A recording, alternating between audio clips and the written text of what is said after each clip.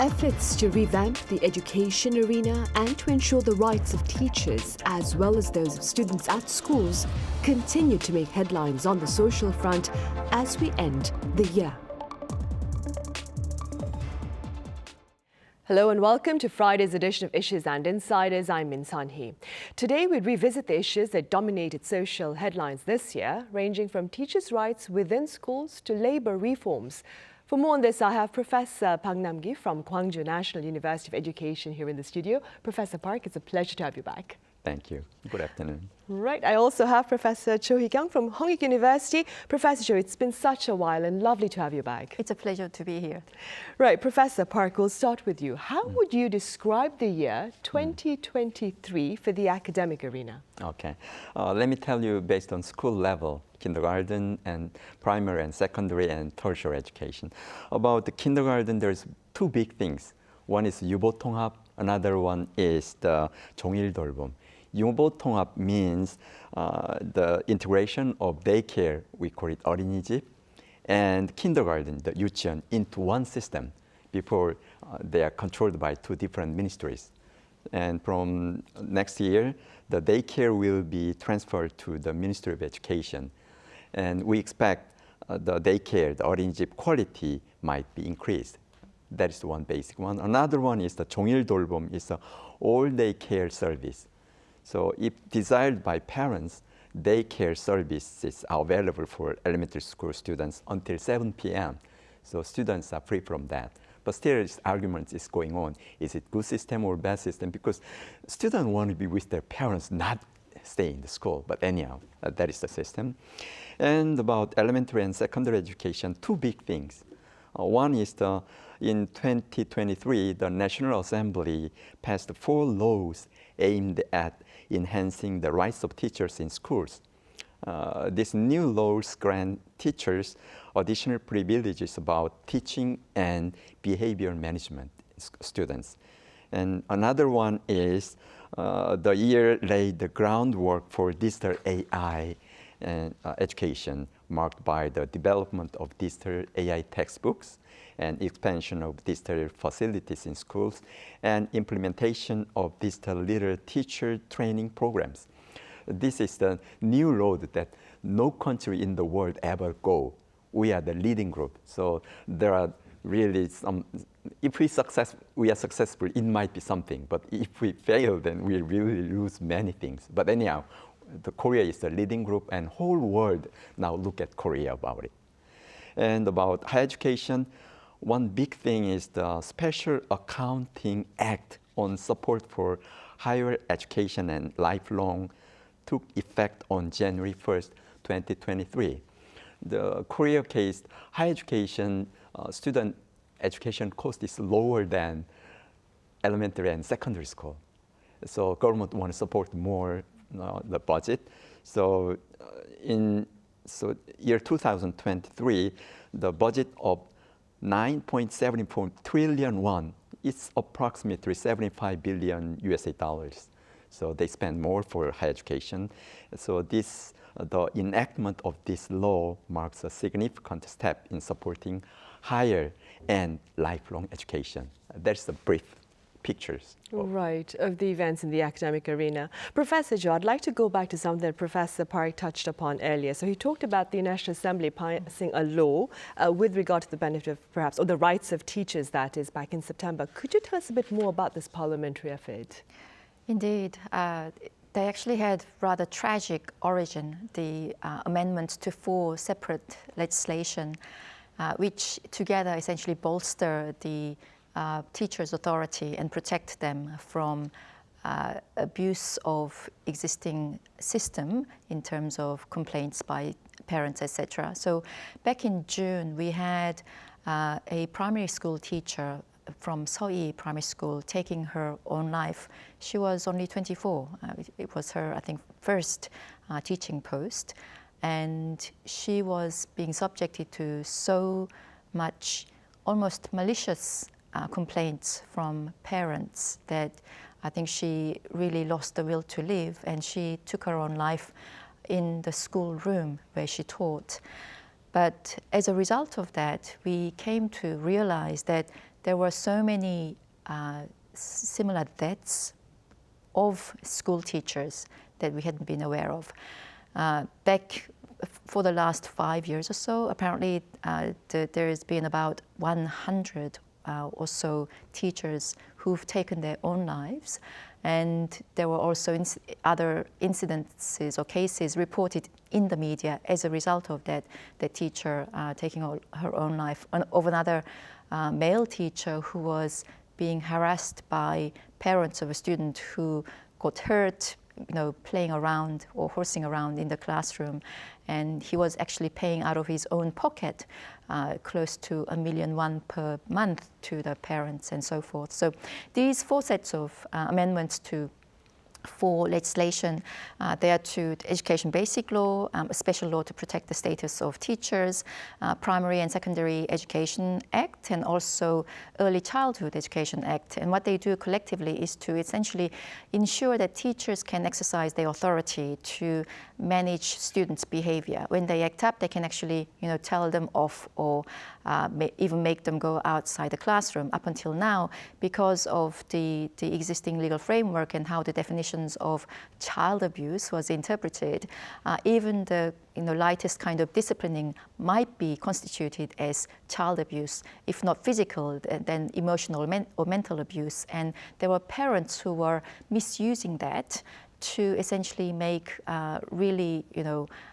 malicious type complaints against teachers, and teachers were not being protected very well by the school. So another change that these amendments make is to ensure that principals and vice principals actually get involved when parents make complaints to teachers, so that the teachers are not in the direct firing line by the parents, and also to ensure that the Education Ministry has to be involved when such complaints are brought before the teachers, and that there's no automatic suspension of teachers from their posts just because an allegation of child abuse is made before substance is actually investigated, and so on and so forth. So overall, it's really designed to bolster the status of teachers and to protect them.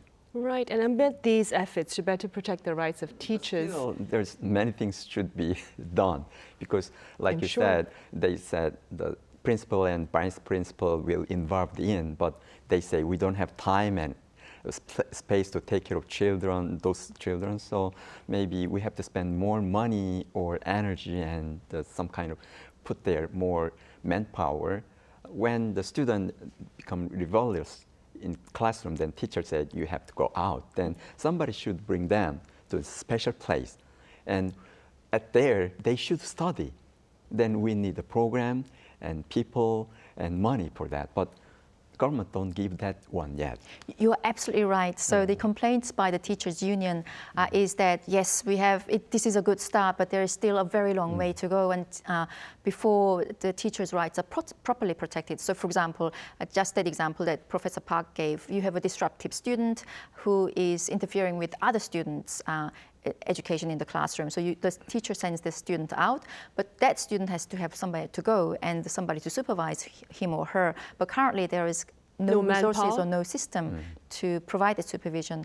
There's also other laws, for example, the Child Welfare Act, which still provides the definition of mental abuse or emotional abuse, which can be misused by parents. And so teachers are advocating for those laws to be amended as well. But there is very strong opposition to that, because those laws are actually designed to prevent abuse which happen in a domestic setting, because around 80% of child abuse actually occurs by the perpetrators are parents. And if you amend those laws, then who's going to actually protect the child? And right, for sure. Yeah. I see. And amid though these efforts to protect teachers, of course, we understand that there is a growing conflict now over the fate of a student rights ordinance. Could you explain this for us? Yes. The core of the controversy that has emerged is about the relationship between the student rights ordinance and violation of teaching rights. So the ruling party says that it seeks to replace the current ordinance with a new one that imposes stronger responsibilities of students or abolish it. And actually, the fundamental conflict centers on the right not to be discriminated against based on sexual orientation and gender identity, and the guarantee of rights of sexual minority, LGBTQ students. And the national level, the Anti-Discrimination Act intended to protect the sexual minorities has not yet been passed by the National Assembly. However, at the local government level, where the Progressive Party holded the majority, this ordinance, which still lacks broader social consensus, was passed. So now the other party, the Conservative Party, who has power, they want to do the same things. Even though there is no social consensus, we are the major party, so we'll just abolish the ordinance that you made. So main conflict is that one. So when I see their conflict or their fighting, seems they don't care about the students' right or teachers' right. What they care about is their ideology about that one. So about whether you agree or disagree, we need societal support or agreement. So what we have to do is, instead of using that one, we have to make people talk about it and find some kind of agreement and make it a law. That's the way. But the conservative groups, they want to take out that one, the school ordinance, the student right ordinance. But hopefully social commentary on this particular issue will lead to a more compatible, should I say, agreement between the two parties than with regard to this, with the focus, of course, on children's rights, on rights for students, as well as the rights for teachers, of course. Yes. Professor Park, moving forward, the union administration, it has also sought to revamp the college entrance examination. I believe we touched upon this back in October. Right. Could you tell us a bit more about this particular initiative? Yes. All the time, they say by revising the university entrance system, we'll lessen down the private tutoring cost or release the stress or the hardship preparing university students, but never successful, never succeed. Can you imagine, like just guess, the government announced that, okay, because students keep killing themselves or they hurt their bodies, so the government said, okay, then we have to make quiz inside the school curriculum, and let's take out some the courses and make the quiz easily. Don't make hard questions. So that was the government's policy. When do you think it was announced? It was announced earlier, was it not, to make sure that more focus will be taken away from from education outside of school arena to make that policy was announced by Japanese government, like we are under Japanese colonization, 1934. Isn't it amazing? So we do the same policy again and again for 90 years. It means it doesn't work. Professor Park, the policy you're talking about is a policy to make the test, the school test, the examination easier for students. Under the Joseon Chongdokbu, they make that policy. So what I want here to say is the significant expenses of cram schools and the struggle and stress associated with college entrance preparations stems not from the college entrance system itself. Actually, it's from deeper societal issues such as dual and polarized job market and widening disparities between rich and poor and incomplete social welfare system. Politicians, they know. However, often portray these issues as being rooted in the college entrance system. So given the current socio-economic framework and cultural context, it is nearly impossible to reduce the financial burden of cram school and ease the difficulties of college entrance preparation solely through reforms in the college entrance system. So what I think is what reforms in the college entrance system can and should achieve is to encourage students to invest their time in developing advanced skills for their futures. Their focus should not be those kind of lessen down the private tutoring fees or quiz ease and less down their stress. Even though you make quiz ease easily, student stress never go away. So I make joke that, for example, Seoul National Medical School choose students by just jump rope. Then do you think the stress will go down? No, not at all. They will have more stress because they have all kind of jump rope skills they have to learn. So it's not caused by entrance examination system. That's what I say. Right, of course. So there is one way of looking at it. Staying on the social front, Professor Cho, Korea's dismal birth rate, it remains a pending task for the government, even as it looks into the new year. That being said, President Yoon Suk-yeol, during his final cabinet meeting earlier this week, spoke about the importance of thinking outside the box with regard to tackling the birth rate. What do you care to propose? The university entrance exam and the fierce competitive environment that the students are languishing under, it's certainly one of the contributing elements of our low birth rate. But this is one problem where we don't need to think outside the box. We can actually look to other nations who have experienced the same problem. Some have managed to find a solution. Some know what the solution is, but have failed to implement it. And we've been talking about this low birth rate for the last 2 decades, and we've been saying how much resources and investment we've been making in trying to raise the birth rate, and so far we haven't been having any success. So it is a natural sort of process that advanced nations go through when you move from an agrarian society to an industrial developed society. Birth rate falls. But some nations have actually managed to arrest that falling birth rate and actually deflect the curve so that it actually increases. And France is one of the leading examples of it. Back in 1990s, France was experiencing declining birth rate for some decades. And since 1996, France has actually seen a rising birth rate. And one of the key reforms that they have made is to ensure that from a very early age on, the parents could actually let childcare be taken care of by the state. So, for example, we have the word crèche, which is a place where very young children can be entrusted by the parents and they're looked after. In France, they're typically provided by the state. Now, from what age do they actually accept children? 2.5 months. Not even 2.5 years, but 2.5 months, which means that new mothers can essentially give birth, take a couple of months to recover, and then without having to worry about who's going to take care of my baby while I go to work, they can actually go back to work.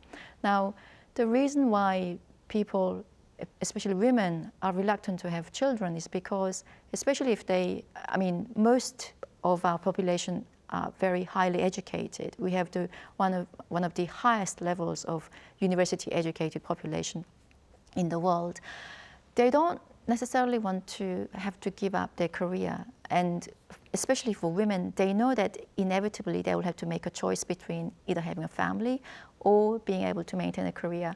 And particularly in this kind of environment, they end up making a rational choice, which is to essentially choose their own economic freedom rather than having to be encumbered by a small person that they have to look after constantly. Now, people say, and it's a book title, it takes a village to raise a child, but that is literally true. And in the past, we used to have that network, we used to have that support system. It no longer exists in our current modern society. And it's really the state who has to take up the slack and be able to provide the necessary infrastructure. And I think we know what to do and why we have to do it, but we are simply reluctant to, it seems, to make the investment. Right, and talking about infrastructure and women work in the workforce, Professor Cho, with regard to labor here in Korea, for the lack of time, I'm going to rush into this. How far has the Yoon administration come in terms of labor reform this year? I think Yoon administration's one of the key words was flexibility in the labor market. And they tried to introduce this sort of more flexible working conditions by people being able to work for longer hours without having to worry about this weekly maximum number of hours that you can work. But that essentially turned into a debacle because people were complaining about, you end up working 69 hours per week, but never actually being able to take the accrued leave that you should be entitled to because you cannot find somebody who can temporarily replace you. And in many workplaces, they don't have the resources in any case to provide you with that kind of, leave entitlement and so forth. And so, unfortunately, I think the labor reform attempt was being made, but I don't think they really sort of looked at what the reality of the actual labor market situation is. But it's also in contrast to the policies that they profess to support in other areas. For example, in trying to raise the low birth rate. One of the other things in the French system is that you have 39-hour working week. You have 4 to 6 hours guaranteed annual leave. Nobody will tell you can't take your holiday. This is kind of a sacred thing. And so without having those kind of elements in place and having a consistent policies towards labor market, the working conditions, childcare, etc., we are not going to be able to shift this 0.78 percentage. Unfortunately, it's a very comprehensive, daunting task ahead, of course. And Professor Park, very briefly speaking, what are some issues to look ahead to with regard to the academic arena in the year 2024? 2024.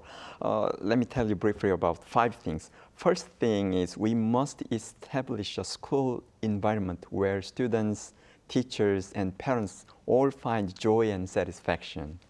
So a truly happy school is one that offers students the knowledge and skills they need in a fulfilling and joyful manner.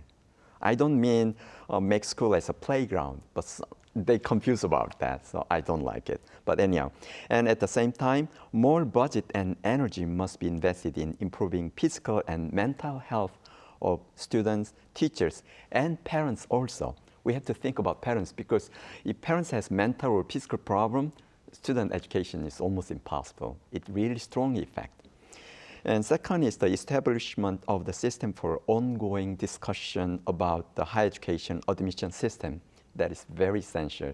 So it's not one-time thing. It should be all year round for maybe 5 years, 10 years. We keep talking about it, and we need that kind of system.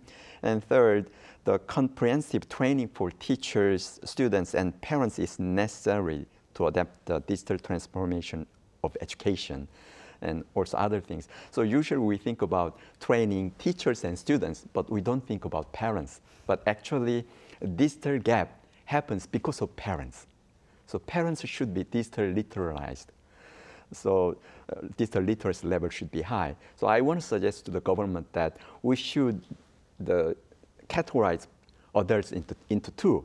The adults who has children in school and adults who doesn't have. So while their children's in school, we should consider them as a teacher at home. So we should give them all kind of support, for example, the counseling or motivating their children or communication skills or digital literacy level, all those kind of things.